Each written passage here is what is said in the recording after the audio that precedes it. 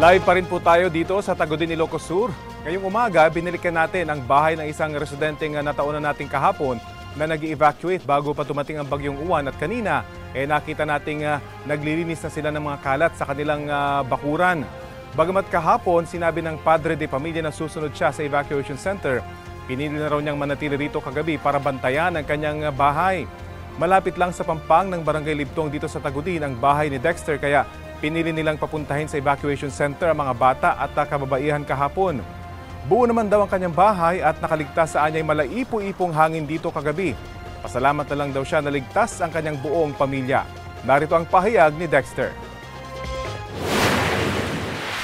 Binantayan ko ng binantayan po namin kasi nililipad na yung mga yero. Kaya dinoble-doble na namin po yung mga tali. Mga alas 11 nagsimula na yung malakas na hangin po, sir.